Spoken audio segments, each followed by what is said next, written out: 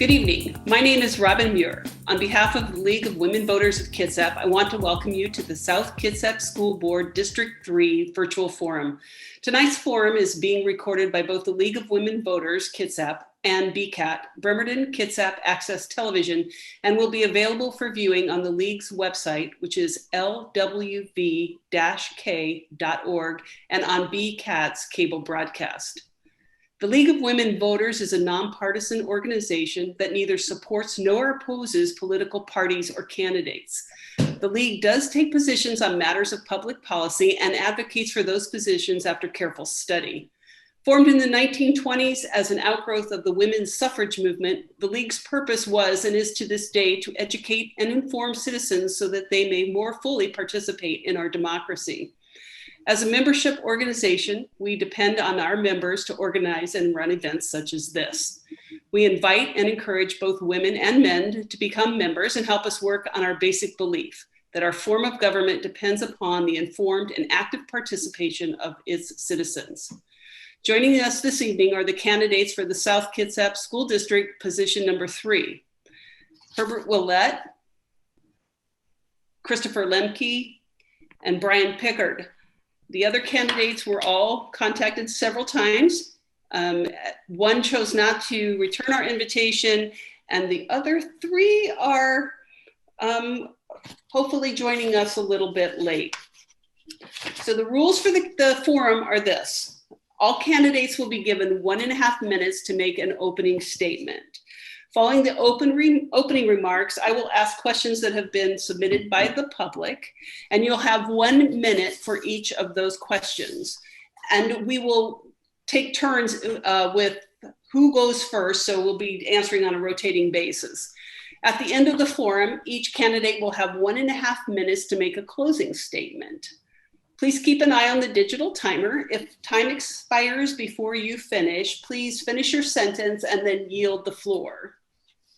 Each of you has our thanks for stepping up and running for elected office.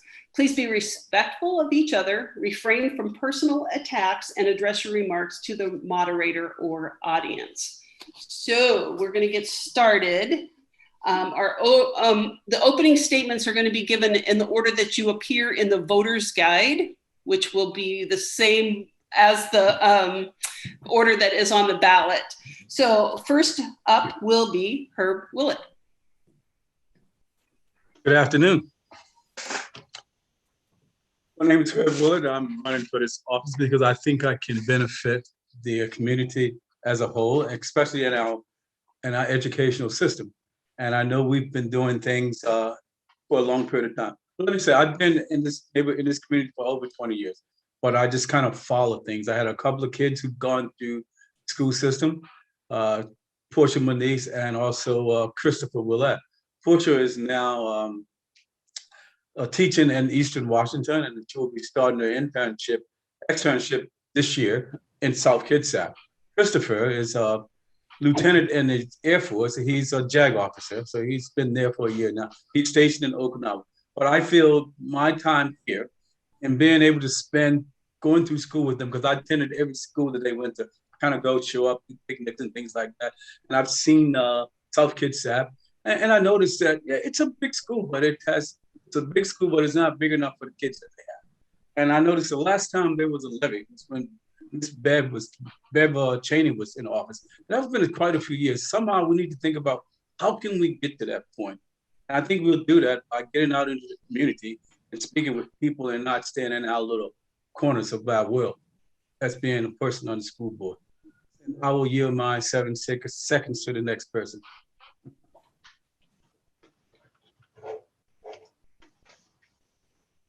Forget that mute button. Mr. Lemke, you are next. Thank you. I want to say thank you to the League of Women's Voters for having this opportunity. I also would like to thank all the other candidates that are online for stepping up and wanting to serve South Kitsap School District, especially all of our students that need the board support very much. I'm running for school board because I think there's a need for some experience on the South Kitsap School Board right now. with the combined service of less than 8 years, the remaining 3 board members, that's all the experience they have. I served South Kitsap School District on the board for 12 years. I held all the positions on the school board. I'm a graduate of Leadership WASDA, which is the state organization for school boards. And I also trained brand new school board members. So I bring 40 years of experience, 12 years on the board, president of South Kitsap Citizens for Quality Education, serving on all levels of the school district on PTAs, PTSOs, and PACs with parents in the community to do what's best for each and every student every day. I also have worked with the legislators. I've also worked on levy and bond campaigns. And most of all, I continue to be involved with kids. I have 2 grandchildren that are at the high school right now. One's a baseball player, one's a soccer player. I believe the most important thing we can do as a community is to have world-class schools and have a board that functions as a cohesive team with the superintendent. And as a lot of us might know, that the district right now, the board. Thank you, ma'am. You're welcome. Mr. Pickard. Thank you. My name is Brian Pickard, and I've lived in the South Kitsap School District in Port Orchard area for 33 plus years. I know the community, I know the people, I know the pulse of what's going on here in this community. I've spent 38 years in public education, serving public education, 30 of them in the South Kitsap School District. It gives me a keen insight on where we have been, where we need to go. I've served on a variety of boards. Currently, I'm on South Kitsap Helpline as a member. I'm past president, and I'm also serving on a global board, Point Hope, which supports children in need. I've also been on the Elementary School Principal Association of Washington board. I served well over 15 years on that. 14 of those years, I was federal relations rep, where I had conversations and advocated for public education with members of Congress. I also am a past board member on the Kitsap Community Resources. My experience in public education provide a clear and practical insight into what's needed, what it takes to help students and staff be successful. I don't believe there's a candidate that has similar experience or in-depth experience as I do. I listen to understand prior to seeking understanding, and collaboration and shared decision-making have always been a part of the way I operate and that I work. I believe in open and honest conversation. Thank you.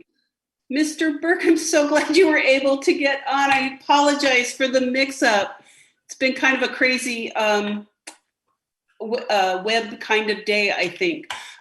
So we are doing opening statements. Each candidate has 1.5 minutes, and then we'll ask. I'll ask questions that have been submitted. You'll have 1 minute to answer those, which we'll do on a rotating basis. And then at the end, we'll have 1.5 minutes for a closing statement. And the other 3 have already made their opening remarks. So if you'd like to do that, that would be terrific. Thank you. And I want to also thank the League of Women Voters for putting this on. I'd like to see more involvement in the school board and the school system. And it's good to see the League of Women Voters being involved and inviting us to this forum. I have a big heart for children and want to make sure that the opportunity for kids is available. I'd like to see the board be more diverse and have more of a business presence and different occupations than just teachers and administrators, although they're great, but I think they're a little bit overrepresented.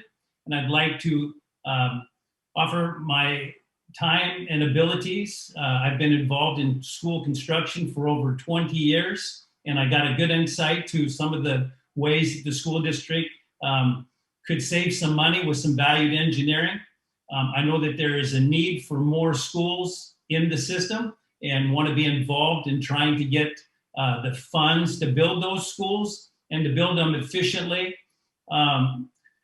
Also, there's a kind of a crossroads in the beginning of the 21st century, and there's a lot of big issues that we'll probably get into later tonight. But I think we just need to be involved in trying to make great decisions to make sure that we have the children that are going to compete in the 21st century. I want to make sure that the teachers have the resources they need, the union has the resources they need to produce the product that us in the community are looking for. Terrific. Thank you so much. All right, so now we're going to start the question and answer portion. And these have been submitted by people in the community through our website. And there were a lot more questions that were submitted than we'll probably have time to ask tonight, but we'll do our best to get through as many as we possibly can. So Mr. Lemke, you're going to be first in this one. And the question is, what do you believe you can bring to the South Kitsap School Board that others won't bring? Well, I think the adage, there's no substitute experience, is very valuable. So I will bring a wealth of experience of the 12 years I've already served on the board, plus 40 years of working within South Kitsap schools.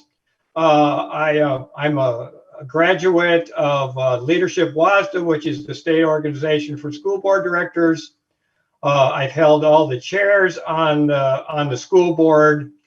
I bring a wealth of knowledge working with the state legislature, the state superintendent of public instruction, and the state school board.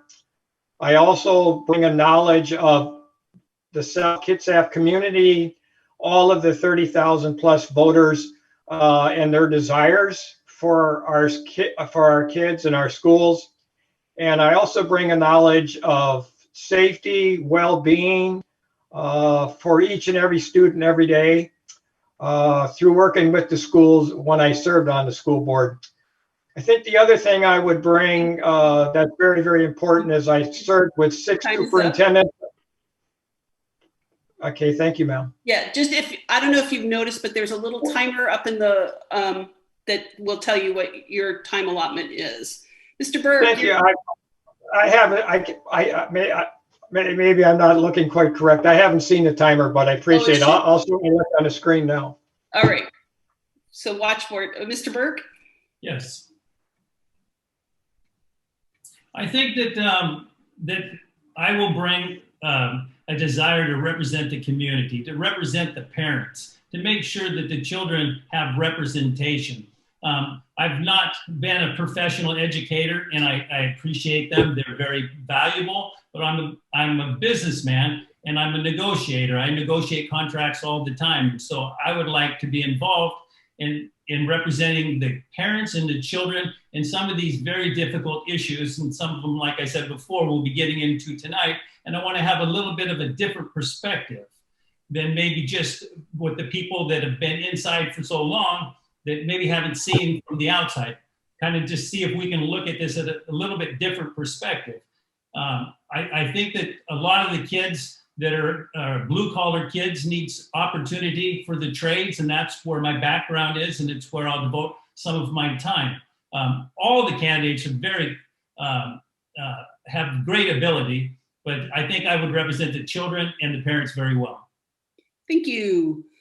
Mr. Pickard. Yeah, thank you. What I bring to it is that I know public schools, having served for 38 years. I know the inner workings of them. I think it's important that there be at least one member on the board that has that, so that decisions can be, filtered, if you will, to take a look at to say, okay, what's the impact? I know how different boards work, serving on different boards.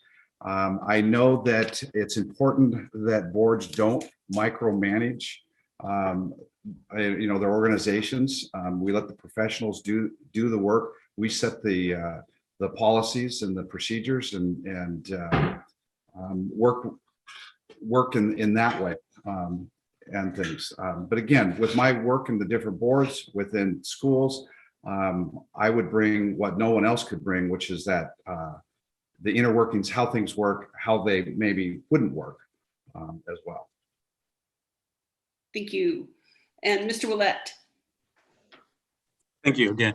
Well, I think what I bring to the school board is innovation and diversity. I believe that we have been doing school board issues. People that insiders have an inside view and they're always looking at. I think it needs to take another course. It needs a fresh look, an outside look to say, hey, I'm not saying I'm going to fix the whole world or fix outside. I like to get in, see what's going on, understand, and then make some changes. And also, one of the things I've learned over my career to deal with difficulty and hard to deal with people and bring those to a agreement as well as opportunities. When things are hard to deal with, I usually kind of work something out because I have a pretty good relationship with folks. I seem to get along with people really well.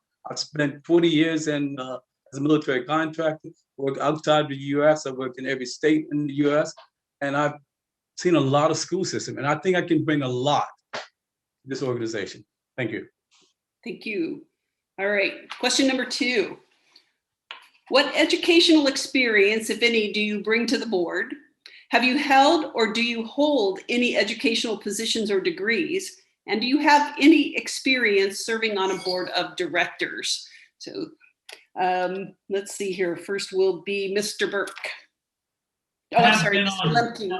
Lemke. I'm so sorry. Who's first? Should be Christopher. Mr. Burk is first, yes. Yes, I have served on different boards, and I have a high school degree, and I went into the apprenticeship program, did a 4-year apprenticeship program, and became a journeyman plumber. I'm a member of Local 32 Plumbers and Pipe Fitters in Seattle.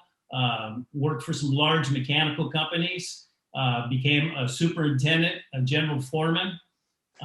We did general contracting also and built a few schools. And then now I own my own company.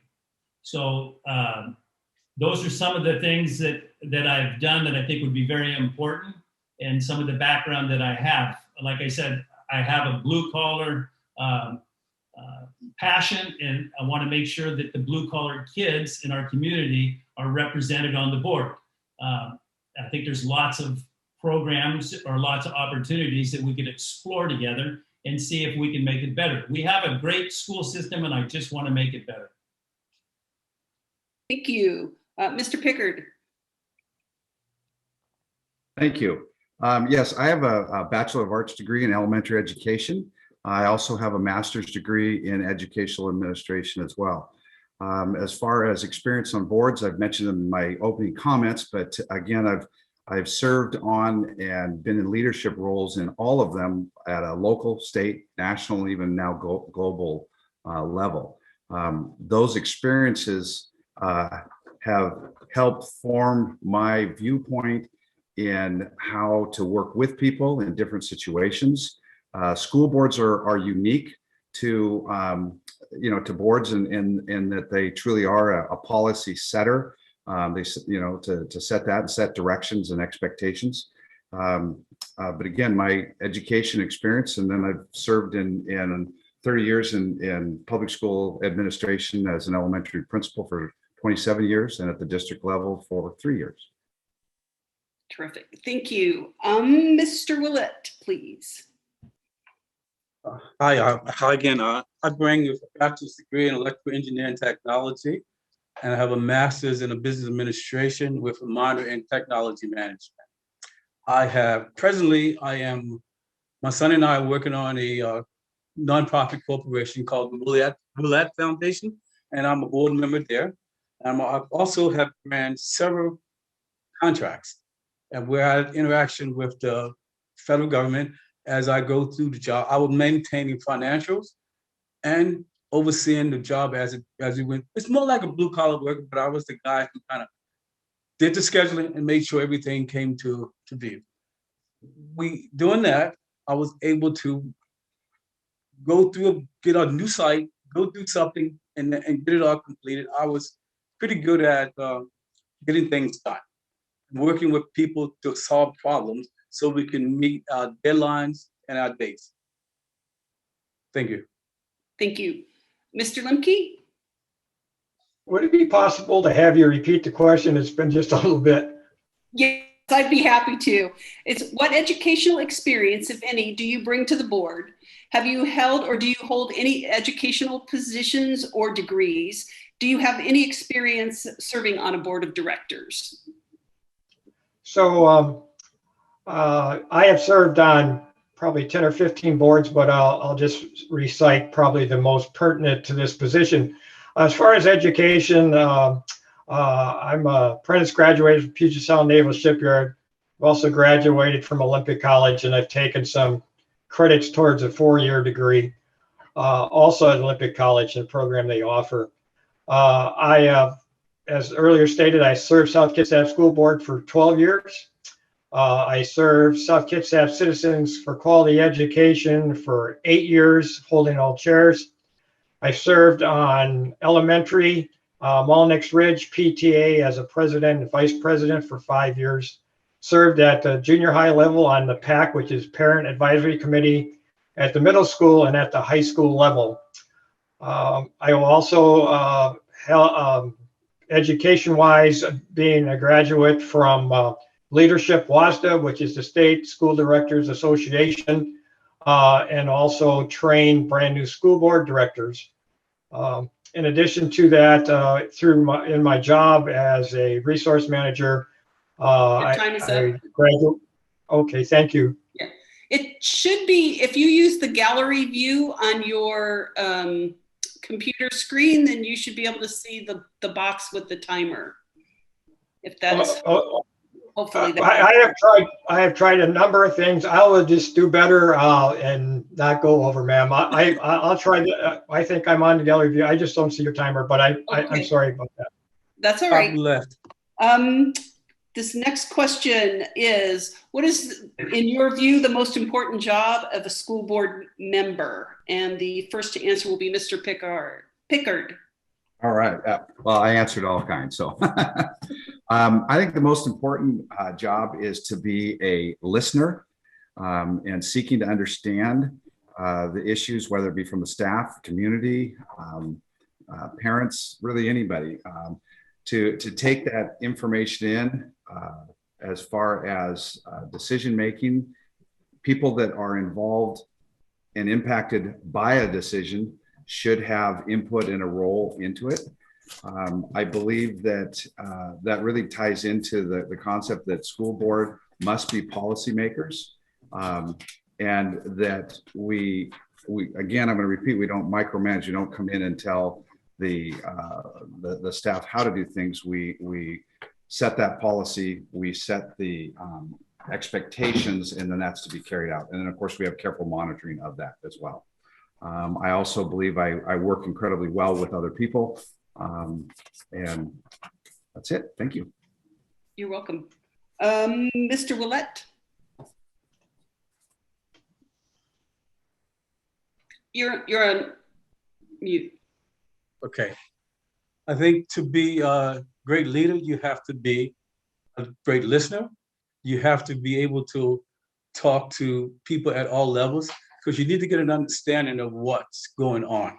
So once you understand what's actually going on as an organization, then you can offer suggestions. And I will say again, a good leader has to learn to follow, because you don't always know, so you have to follow someone's path to get an insight of where you're headed. I have, in my past, dealt with people. I kind of have a relationship, try to get along with people to make things work for the betterment of the organization I'm working with. I think if you have great relationships, you can get things done. When people are feeling comfortable, they tend to give you more. When there is some distraction or some friction, you seem to pull back. So I think I can bring all these things to fruition as a leader. Thank you.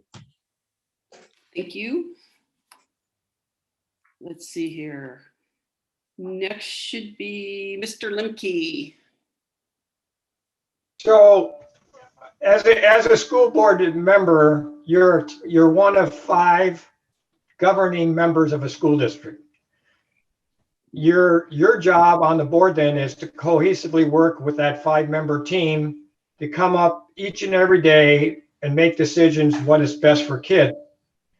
The other thing that a board member needs to do as part of that governing team is ensure that you hire a superintendent who's your only employee, who will run the district on a day-by-day basis and advise the board what is best for the district and the students within the district. In addition to that, the next most important thing school board members do is make sure that teachers and all staff have the resources they need to do their job on an everyday basis and be as safe as possible. And then the last most important thing would be very responsible for levies and bonds and make sure that our community knows our needs and desires and what we need for our children, so each and every child has a chance to succeed. Thank you. Thank you. And Mr. Burke. I think the most important job the school board member has is to remember that he represents the community. He represents the parents. The parents are what make a great school district. And if you represent the parents well and you listen to their input, you'll have a successful school. South Kitsap has one of the most pride in their schools as any school district in the state. People have a lot of pride in Kitsap. When they had graduation, they had parents lined up down on Bay Street. Parents want to be involved. And parents that are involved want to vote for levies. They want to build new schools. They want to support the teachers. And they want to make sure the teachers have all the things that they need. And when the parents are involved, they make sure that their kids are prepared to go to school. They're involved with the teachers getting the homework to make sure that their children are well prepared. And I think as a board member, there's a lot of administrative things we've got to do, but the most important thing is to represent the parents. All right, thank you. All right, next question. What are the 5 most important needs or improvements necessary for the district? How would you prioritize those needs or improvements? First is Mr. Willett. Priorities I would think for the district would be first, listen, determine what's needed for our kids. Because my slogan is, the success of the kids is our future. Understanding what the kids need and make sure the teachers have adequate equipment to teach the student. It's like you go from high to low, go up the hierarchy. And as a superintendent level, he's looking at the day-to-day basis. He needs to tell us, hey, what needs to be done? And we as a board member, as running the board, you say, hey, these are the things that are required to get the students what they need. But the students are our future. And if we do not prepare the students for our future, it's going to only affect us. And we talk about a lot of other things that are political, in my opinion, but we need to concentrate mainly on the students. Do they have a balance? Like, parents are crucial in developing our school system. Thank you. Thank you. Mr. Lemke?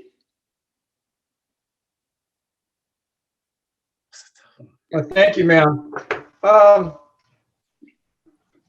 My top 5, and I believe they may not necessarily be in order, but I think first of all, I would say make sure each and every student, and I'm going to use the word equity, that means each student has their needs met on an everyday basis. And when you meet the needs of every student, then you give them a very high chance of being successful. With that said, then we need to have the staff, and most importantly, the teachers who leads the classroom and leads those students to have what they need each and every day. And when those needs are met, then we have to make sure we have safe buildings, clean facilities, that it's a clean and a clean area and a facility that is conducive for learning. And then I think probably my next one would be to ensure that all parents have an opportunity for, thank you, ma'am. Let's see, Mr. Burke. I'm a businessman, and I'm not going to pretend that I know the 5 most important things. But in business and in construction, you have to be able to assess what's going on quickly and decide how you need to resolve the problems. So there would be a learning curve to know what the 5 most important ones are. But the obvious ones is, do we need new schools? Do we need a new high school? We want to sit down and talk to the professionals and ask them what their opinion is of those kinds of things. I want to assess what the school needs from professionals, work with the community, and see if I can get the support of the community to provide the things that the professionals think we need. I want to make sure that the teachers are compensated. The teachers are one of our greatest assets in the community. And I want to make sure that they're being compensated correctly. And I want to make sure that the union has all the assets they need to provide for the teachers adequate compensation. So I want to make sure that the teachers and the children are well represented. Thank you. Mr. Pickard. Thank you. You start listing things and you leave things off. So, but 5 things in no particular order is academic achievement. That's what we're about. We're about student learning, helping students learn and grow. Equity, and that's across the board, not just in our schools, but with our staffing and our community, and providing the resources that our staff and our students need. Another would be facilities. We have aging facilities. Our newest facilities are 30 years old. They need to be safe. We need to be able to accommodate growth, and so we really need to take a look at remodeling and building and those types of things. Safety is a huge piece, more so than ever before. We need to continue to look at that. And then also transparent communication, because that goes through everything. And that's with community, parents, students, and staff.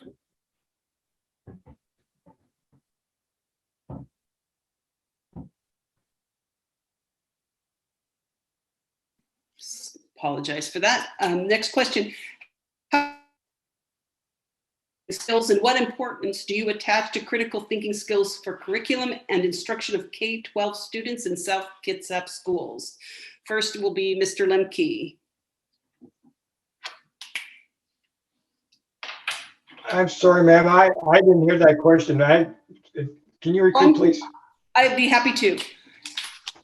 How would you define critical thinking skills, and what importance do you attach to critical thinking skills for curriculum and instruction of K-12 students in South Kitsap schools? So I believe critical thinking is important, and I think we have to understand that each one of our 8,900 students, their critical thinking pathways are going to be different. So we need to make sure we offer that opportunity for all students to be able to express themselves through critical thinking that works for them, because, like I say, each and every one of those are different. With that said, then in the classroom, whatever the subject may be, we want to ensure that, one, all of our teachers have the training necessary so they can ensure that those students and the way they communicate through critical thinking is understood and listened to. I think also then if there is a possible offering of a class for critical thinking across the curriculum, I think that would be a wonderful thing to incorporate.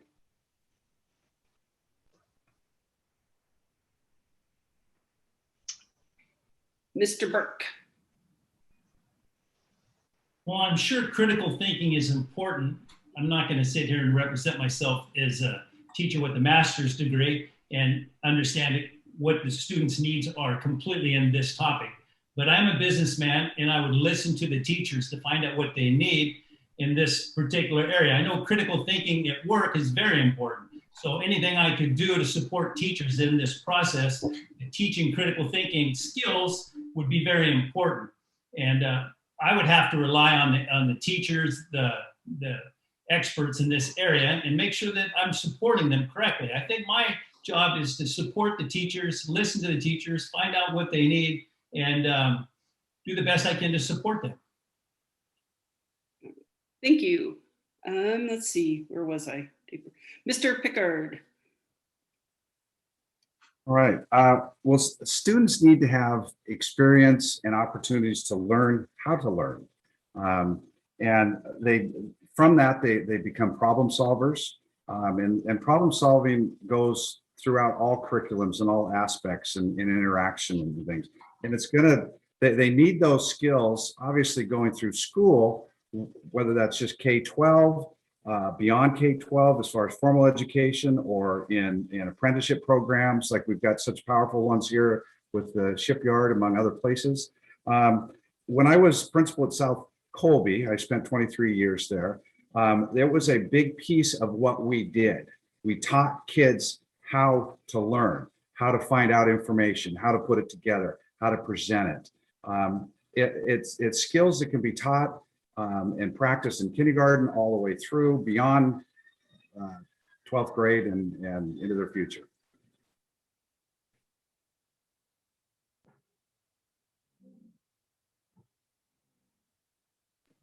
Mr. Willett. Thank you. Critical thinking.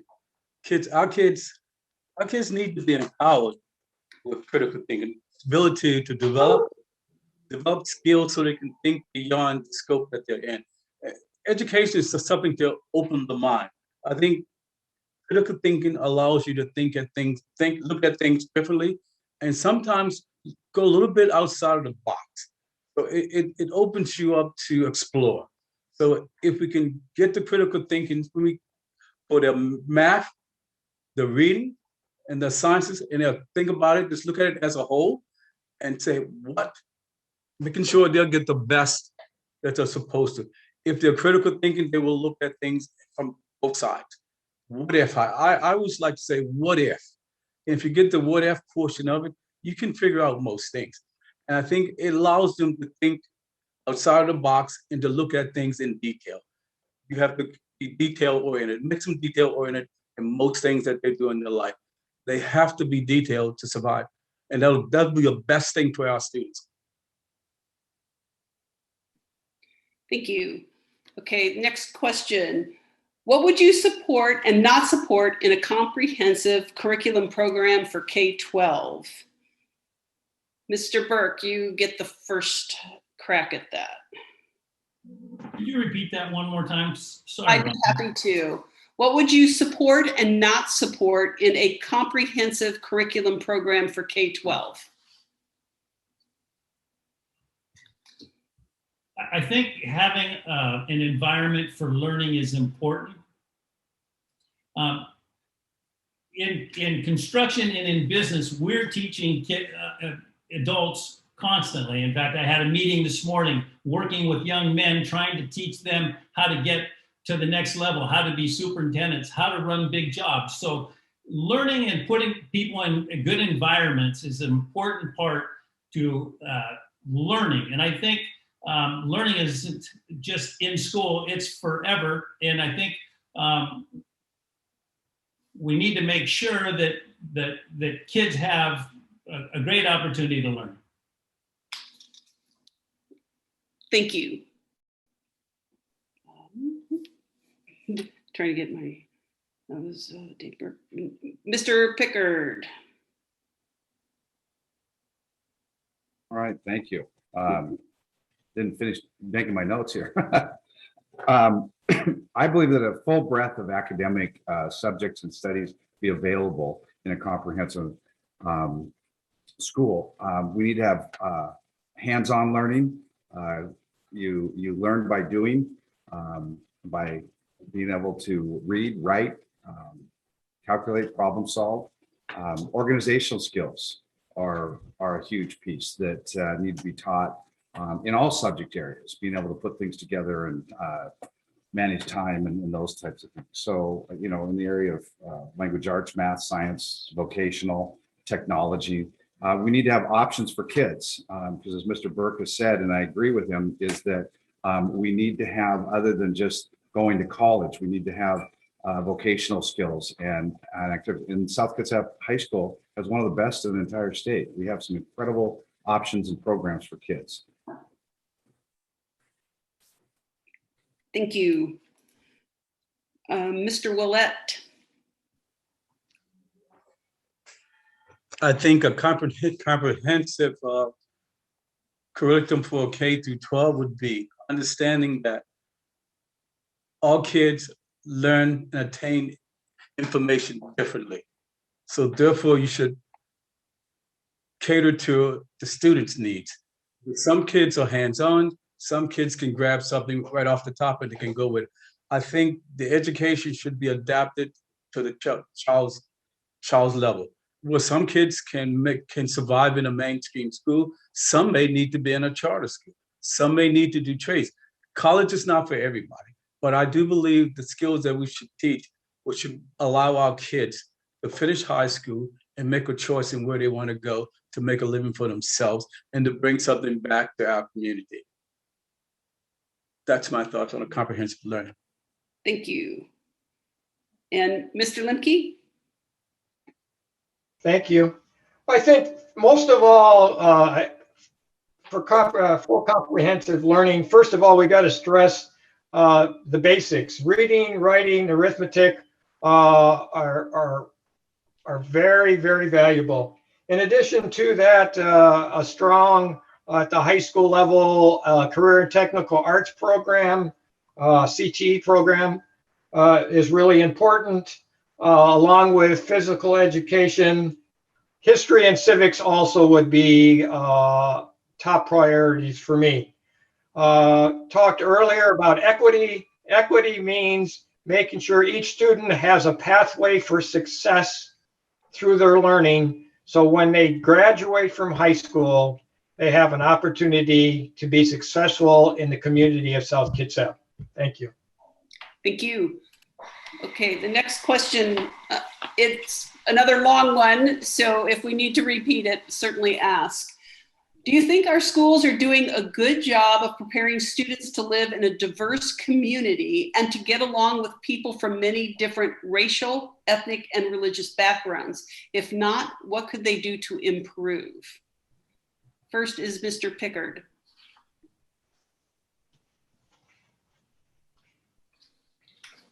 I think you need to unmute.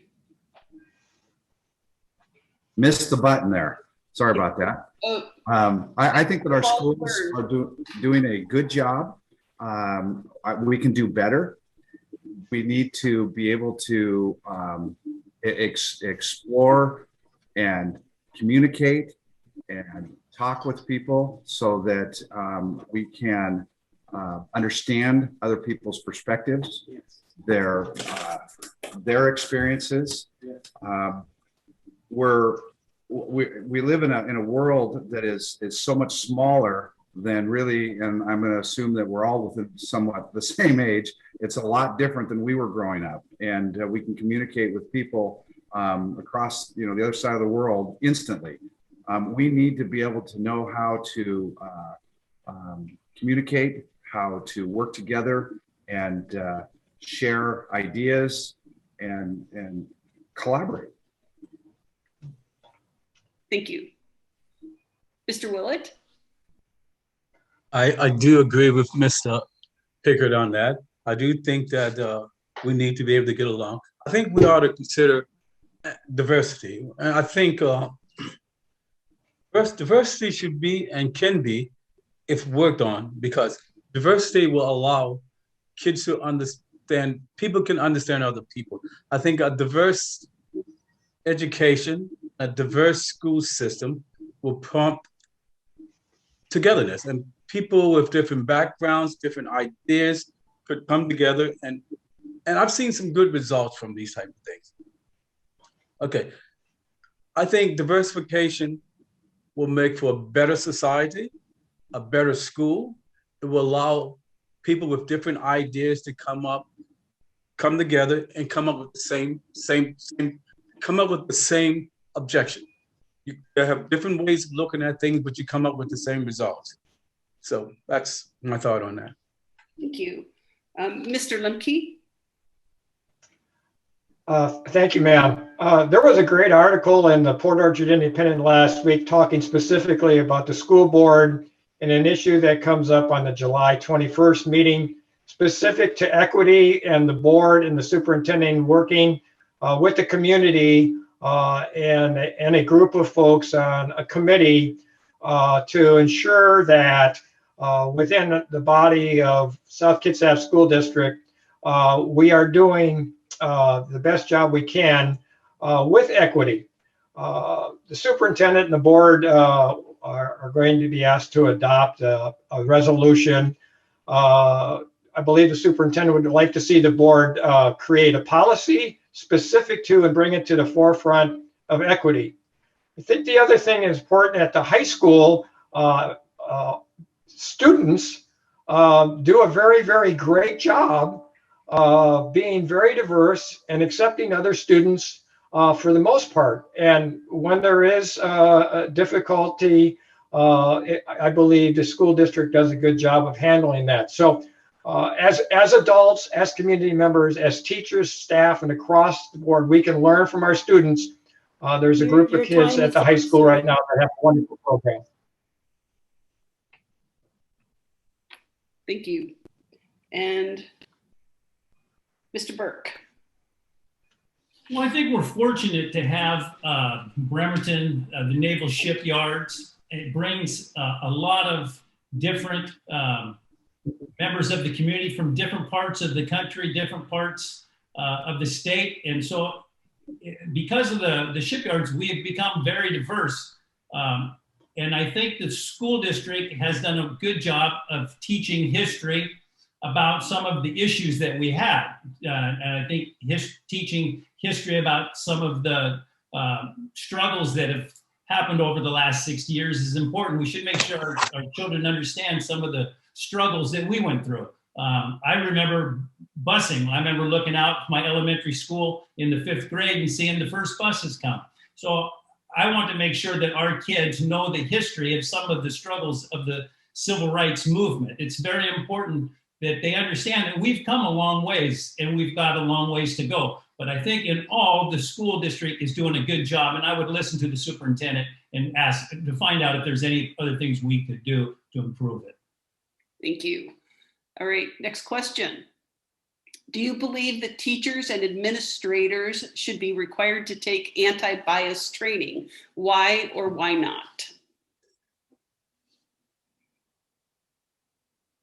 First person is Mr. Willett.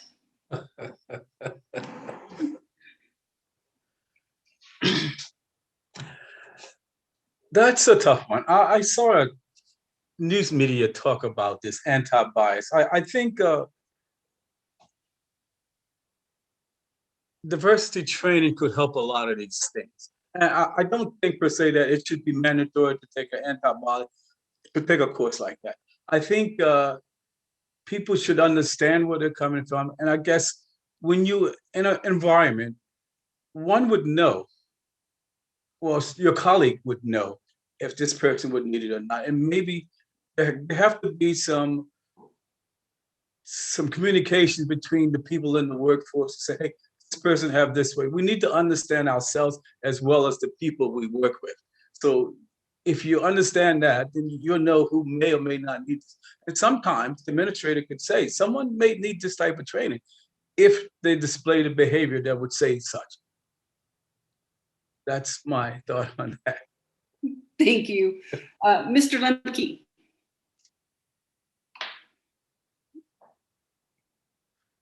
You need to unmute. Thank you, ma'am. There was just recent legislation passed at the last legislative section that requires staff, including school board members, this type of training to be documented and done.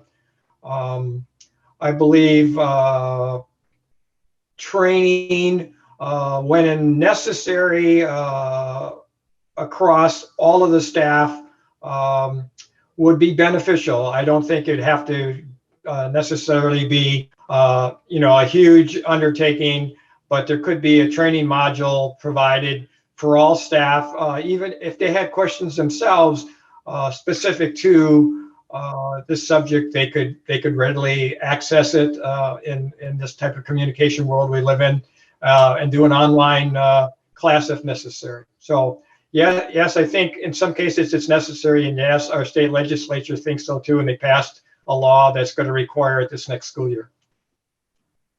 Thank you. Mr. Burke. I would hope that our teachers wouldn't need anti-bias training in the 21st century. I would think that it wouldn't be required. I think we have the greatest teachers in the world. I think there's no better teachers than South Kitsap.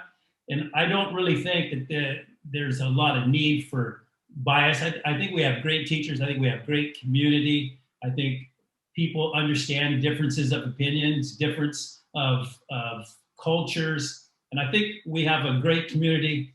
I would hope not. But, if I became a board member, I would listen to the superintendent and try to resolve any issues that he might have or feel that was necessary.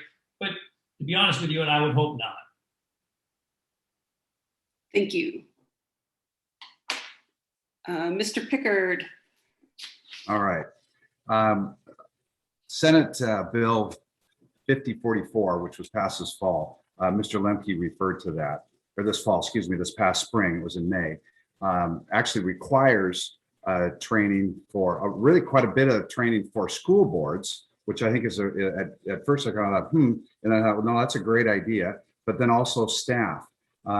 Training in areas such as equity, diversity, inclusion, anti-racism, cultural competency, diversity, and every district in the state of Washington will be required to have a committee to be able to plan these, have them so that they're appropriate. It's not everything at once or anything like that, but that committee, if I'm elected, I hope that I can be on that committee and a representative of the board. But it's going to be a requirement, and we're planning for it. Thank you. All right, the next question. In the past, the school board has placed a bond issue on the ballot several times to raise money to build a second high school, only to see the measure narrowly defeated. Do you want to see such a bond in the future? And how will you know when the timing is right? The first person will be Mr. Lemke.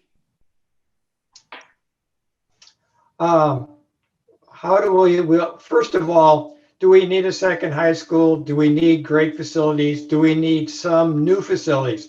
I would say South Colby, being one of the oldest schools and probably one of the most unsafe schools, and we have adjoining property, we could build a new school there. The school district had a high of 11,680 students. The student enrollment is down below 8,900 students right now.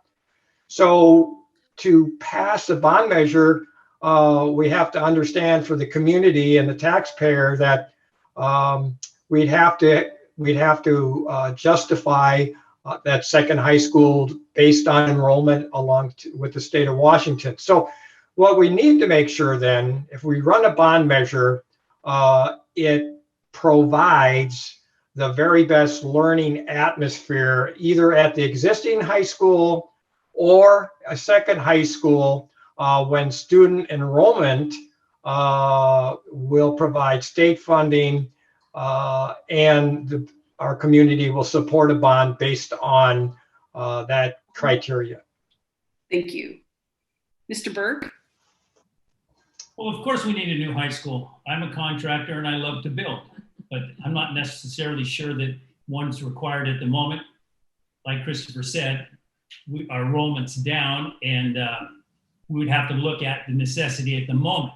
I think in the past, it would have been nice to have passed it. The construction costs have gone through the roof. So by waiting, it's costing probably double than what it would have cost 5 years ago, maybe even 10 years ago. And so if we need one, we need to look at building one, finding the finances. I would support that. And then I would make sure that we built it cost effectively. I've seen a lot of waste in school construction and would have some expertise to work with the design team to make sure that we were getting our money's worth. But I would have to, like you say, like Christopher said, talk to the superintendent, find out what the enrollment is and what the needs are at the moment. But I'd love to build one. Thank you. Mr. Pickard? Thank you. Currently, there's a facilities review committee going on. I'll be very, very interested to hear the outcomes and recommendations from them, because again, it's a community and staff committee.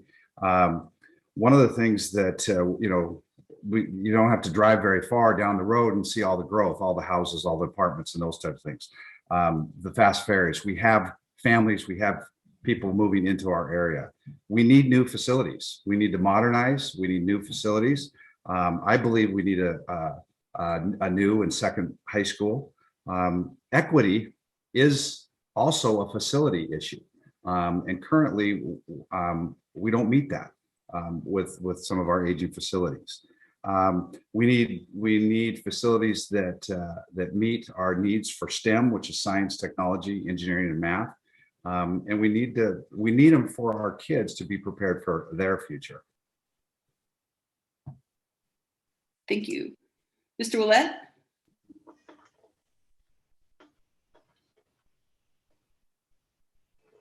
I agree with Christopher. He talked about enrollment is down. If we have the capacity to do what we need to do within the school system, I would say, no, we don't. But we have an aging school and we need to move with the time. Technology is moving. We're into the 21st century. We need to have a facility that's going to accommodate us, take us into the 21st century so that our kids can get the education and have the equipment that they need to get them to the next level. If we don't have these things, then we can't get there. But one would have to ask, do we have an overcrowding problem in our high school? Is it overcrowding? If that's the case, then the answer speaks for itself. But if we're not overcrowded, then are we utilizing our space as efficient as we should? Those questions need to be asked and answered. And once we get those answers, we can determine if a high school is needed. I believe we need one just because of its age. Thank you. Thank you. Well, this is a follow-up to that. In light of your answers, there's a lot of development in the pipeline in South Kitsap. So how would you plan for facilities to meet those new needs as they become necessary? And first is Mr. Burk. Hey, could you repeat the question, please? Sure. There's a lot of development in the pipeline in South Kitsap. Where do you stand on facilities, new facilities in light of these impending or possibly impending needs? Yeah, I think your question was that there's a lot of new construction and a lot of movement into our area, and the population, I believe, is going to grow substantially. I think this has been a small hidden community. I wish it would stay that way, but I think they found us and they're coming. And so therefore, we're going to have to build schools. There's no doubt that construction's booming here, and we are going to need new schools. We want to make sure that we have schools that are safe, they're modern, like everybody said, and I truly believe that, yes, we're going to have to build schools, and I would like to be involved in trying to get community support, trying to get that information to the parents, to the community, and try to raise the funds that it's going to take to build those. But we have an amazing community, and I don't want to see us not build the things that are going to get us to the 21st century. But like I said before, we need to do that cost effectively. Thank you. Mr. Pickard? Yeah, first of all, I think we need to take our lead from the facilities review committee that I've mentioned, take a look at what their recommendations are, sort through all of that, and there's going to be a lot of work with that. We need to be prepared, and we can't be standing or being caught flat-footed and unprepared. We see it coming. We know it's coming. We've known it's coming for years. slowed a little bit, but here it comes. The pipeline is open, and you can just see it by the building that's going on. We need to be proactive, and so that we're ready for the students that are here now and the students that are coming in the future. Thank you. Mr. Willett?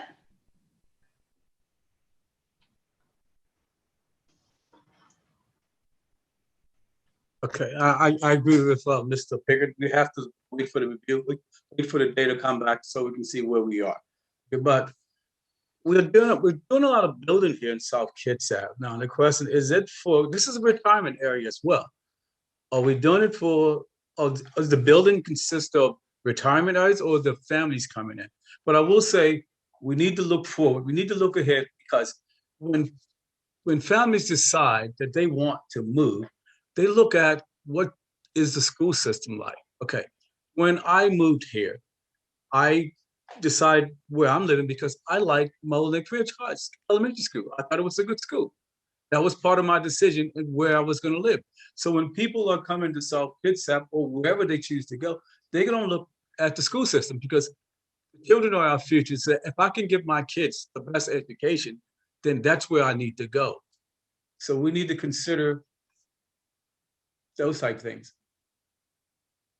Thank you. And Mr. Lemke? I think a comprehensive review that's being taken place right now by the Facilities Review Committee is a wonderful starting point. I think another thing is, I was the president of the school board with Michelle Reed when we narrowly missed passing the second high school bond by about 20 votes. So I know how important that is in working in the community to get that done. I think what South Kitsap can do is take some of the aging facilities and start with a capital levy, which only requires 50% plus one. Build maybe an elementary school, I suggested earlier, maybe South Colby. Demonstrate to the public trust that we got the job done. We got it right. We got a 21st century school. And in the future, we're going to need new schools, perhaps a second high school, and we'll have to have a bond measure because a high school will cost quite a bit more money than you can do with a capital levy, and make sure to get the trust of the public, get all the community involved. Start small. We know we have an aging elementary school that's been identified in the past, and get it done. Thank you. Next question. Has the pandemic and its effect on education made you think more broadly about ways to improve our school system? For instance, continuing to use internet platforms for virtual learning for students who so choose.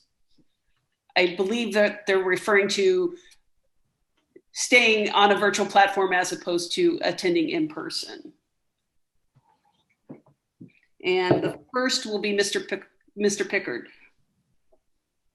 Thank you. Certainly a silver lining out of the pandemic is, education was forced to look at new and different ways, and was incredible innovation that went on with the teachers and the staff and figuring out ways. Incredible patience out of our parents and our families and things.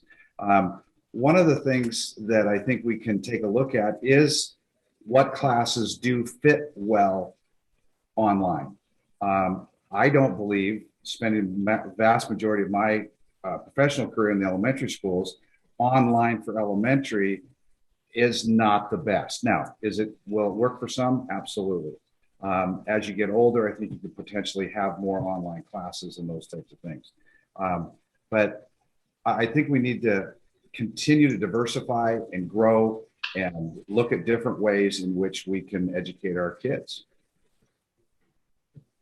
Thank you. Mr. Willett? Can you repeat that question again? I'd be happy to. Thank you. Has the pandemic and its effect on education made you think more broadly about ways to improve our school system? For instance, continuing to use internet platforms for virtual learning for students who so choose? Missing things. I think it has made us life a little different in our educational system. And as Brian said, for elementary school, I think it would be somewhat difficult because they need a little more attention. But as we get older, I think you could go to an online platform.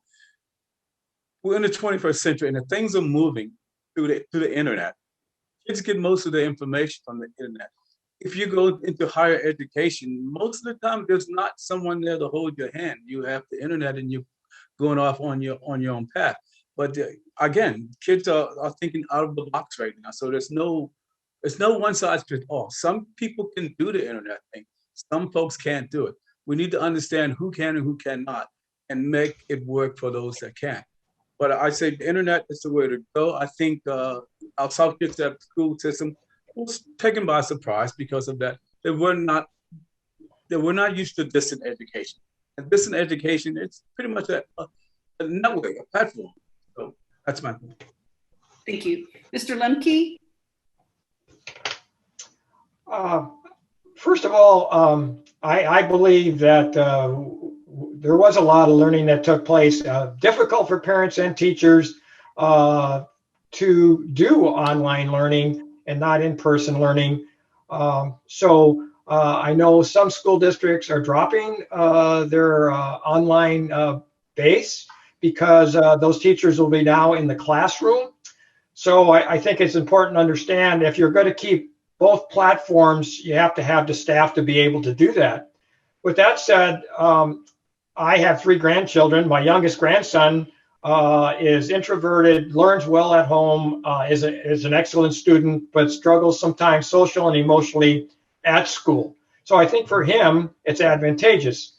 My junior and my sophomore granddaughter and grandson couldn't wait to get back to school 3 days because social and emotional things for them played a valuable part in their educational success. So can we do both of them with the financial and the staff we have right now? If we can, then I think we need to offer that. And South Kitsap has had that for quite some time. Thank you. Mr. Burk.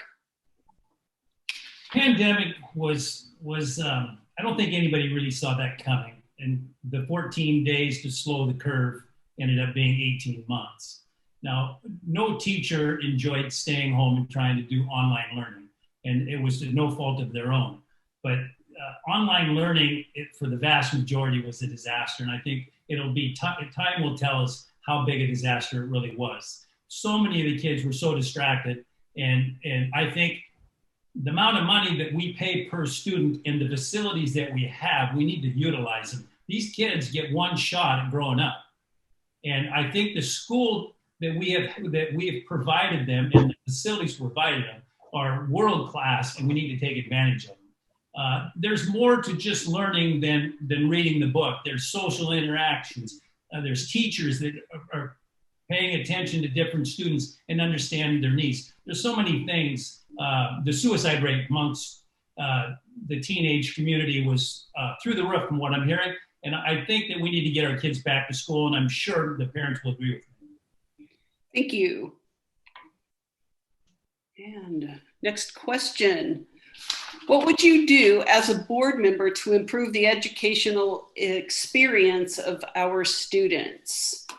And I have, let's see who's first. Mr. Willett is first.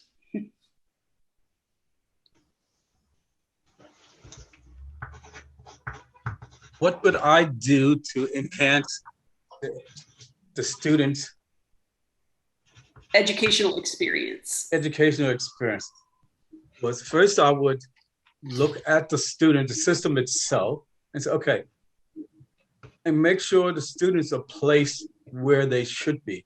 It's not a matter of fit, of where they should be and where they can get the best out of what they're doing. So like as we talked earlier, we talked about the independent learning. Now some introverted kids love online school. They love it because they don't want the social interaction. Now, experience with my son, who was one of the gifted and talented students, he refused to go off to the college during the day because he wanted the social interaction at school. So he did not want to go to the community college doing it. He wanted to stay at school because he wanted the social stuff. So he got the best out of it because he's got to stay at school and do his stuff. those that need to go off and do other things should be able to do that. And we as administrators, we need to understand the needs of our students. Thank you. Mr. Lemke? Yes, ma'am. Can you repeat the question, please? Yes. What would you do as a board member to improve the educational experience of our students?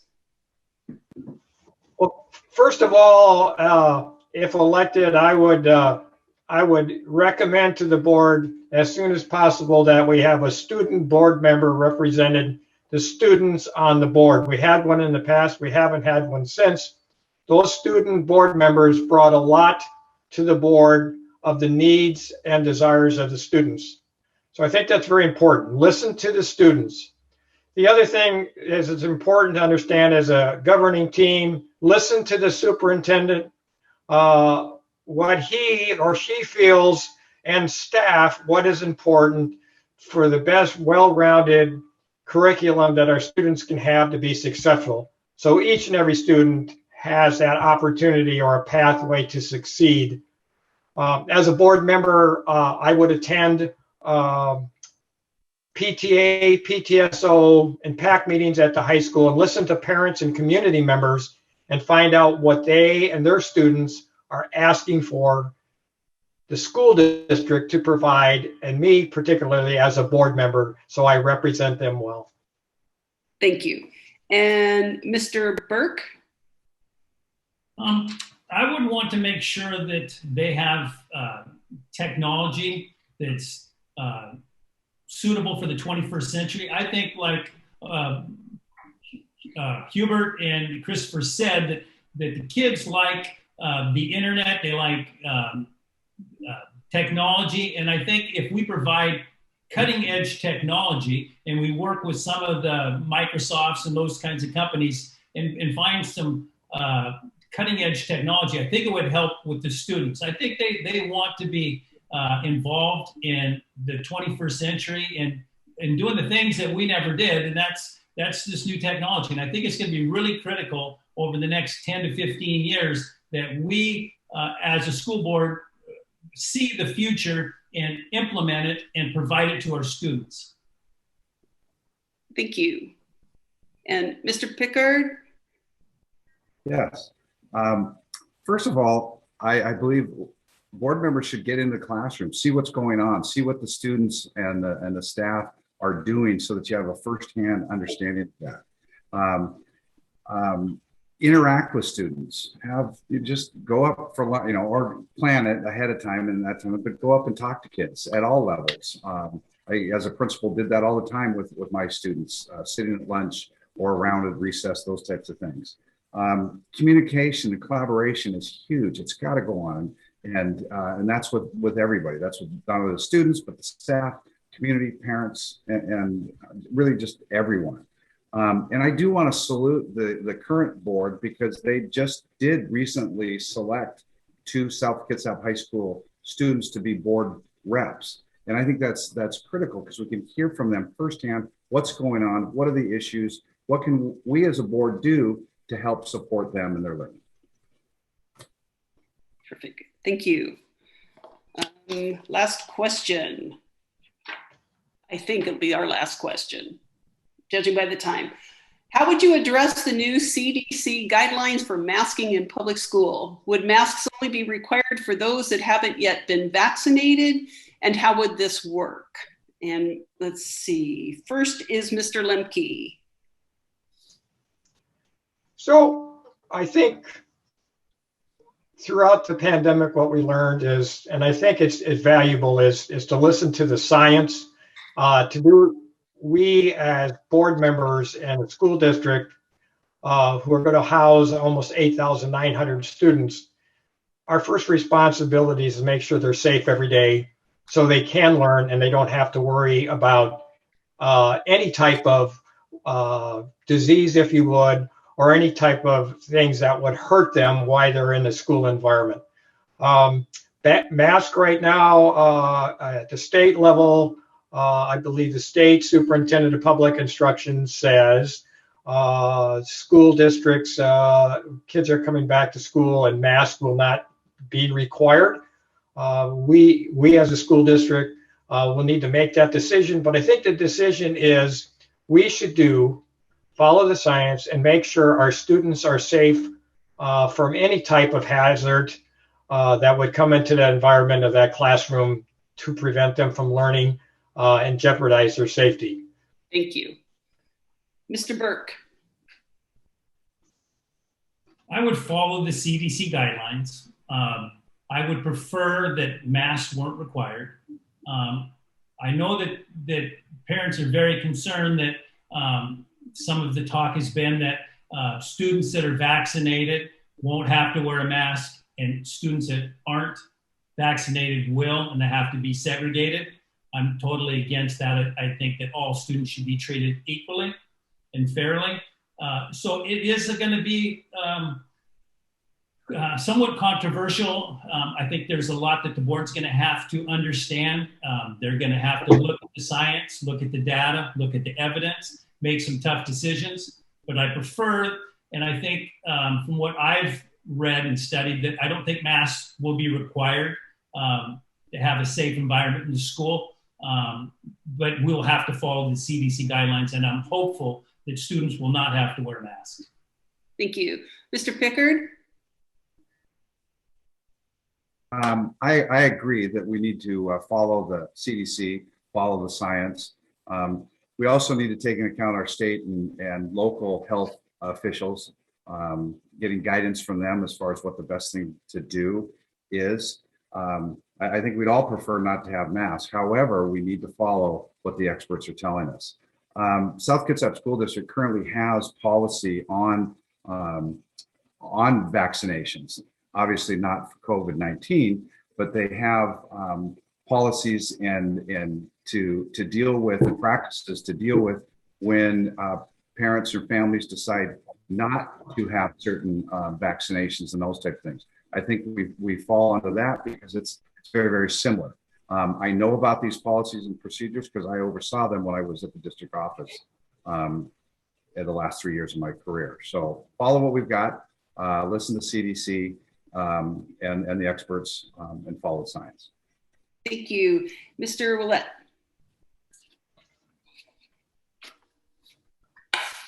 I would not like seeing students wearing masks, but I think we have to follow the CDC guidelines. And I think and the local guidelines. And I'm assuming that they should fall in line with what the CDC has to say. And it's got to be a one size. If you're going to have a mask, then everyone should wear a mask, because it'll be almost impossible to say who has a card and who don't have a card. So then you're kind of like separating people. I don't think that's a really good thing to do. I think we should follow the local guidelines, follow the school guidelines, and if things get out of hand, then it needs to be dealt with. I think it's going to be a case-by-case basis, but for the most part, I would prefer our students not wearing masks. But if the science dictates that we should be, then we should. And we should follow the CDC guidelines and take advantage of it. That's all I have. Thank you. All right, we're going to begin our closing statements now. Each of you will be given 1 1/2 minutes to make a final statement. The first person will be Mr. Burke. Well, I want to say thank you for all you that have tuned in to listen to us.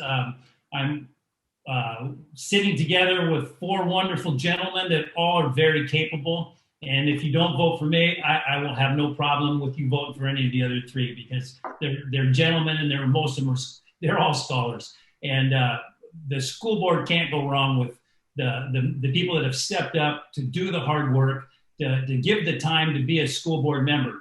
I would like an opportunity, if you feel that I'm your man, the person that you would want on the board to represent you, then please vote for me and tell your friends to vote. I do bring some expertise in school construction, like I've mentioned before.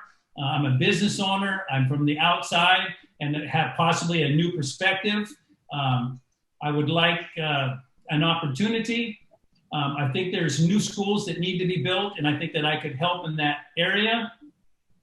I think there's some real critical subjects that we didn't get a chance to speak to tonight, and I'm sure there's a lot of people pulling their hair at the moment, wanting to know why we didn't get some of those questions asked tonight that are much more controversial, and I would like an opportunity to be on the board to represent some of those issues and to represent the parents. I think that we have great blue collar community, and I want to make sure that the trades are available. I think we have great trade schools, and I want to just make them better and make sure the opportunities are there for the students. Thank you and good night, and hopefully you vote for me.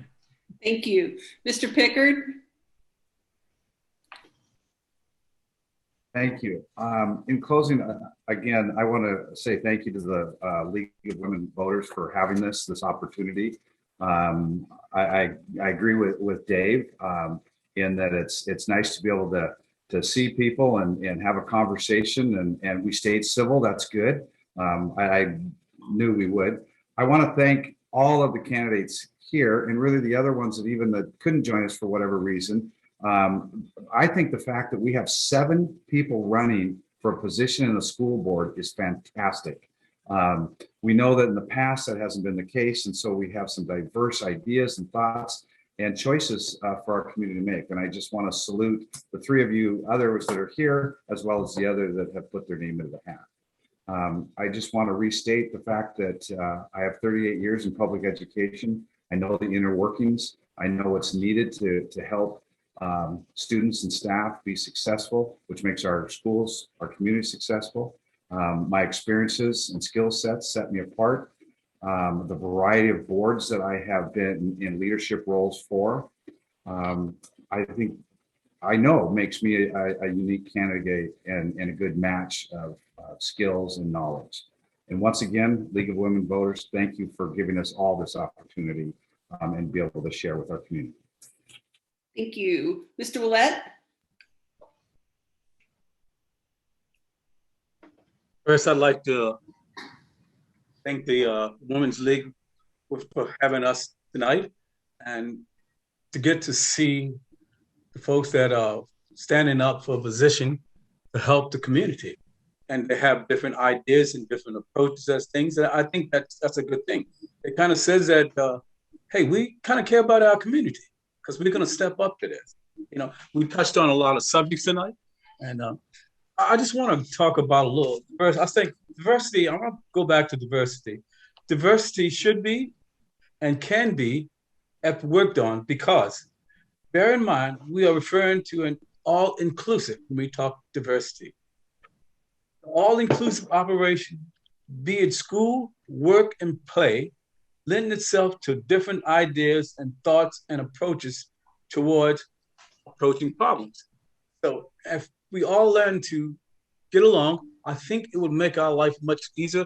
It would be a reward for the students. And I say, on that note, I'm saying, look, I'm running because I think that I can learn something. I know we've been doing this for some folks have a lot of experience and some have none. But every once in a while, you have to step out of the box. You know, you have to bring something in, even if it don't do it, it's going to shake up and open the minds of those that are already there.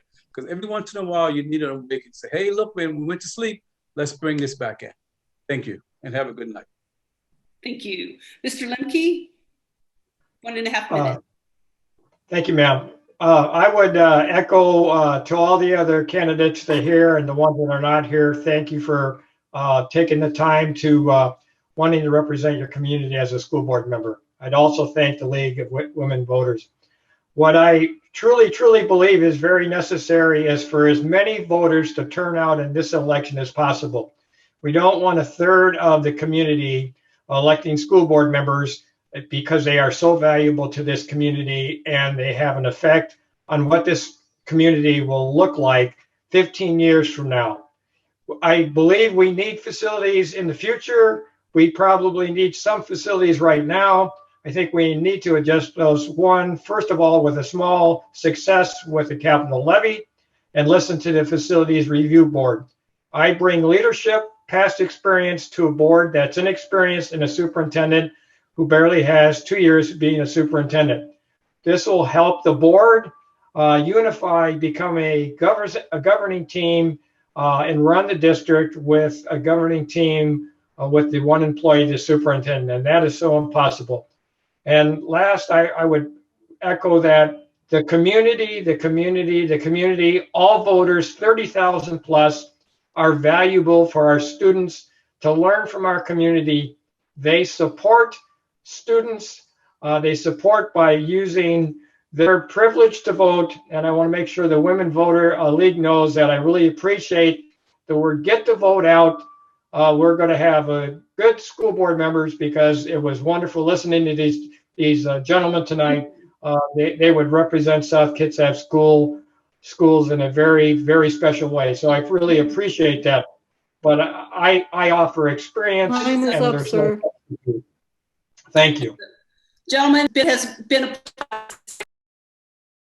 I'd like to thank you all for taking the time to join us.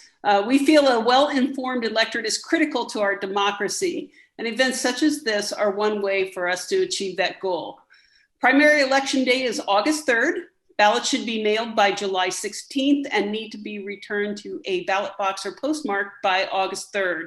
Information on candidates and issues can be accessed at vote411.org or in your voter pamphlet, which you should have received in the mail by now. On Yes. behalf of the League of Women Voters of Kitsap, I would like to encourage everyone to vote and have a good evening. Thank you. Good night.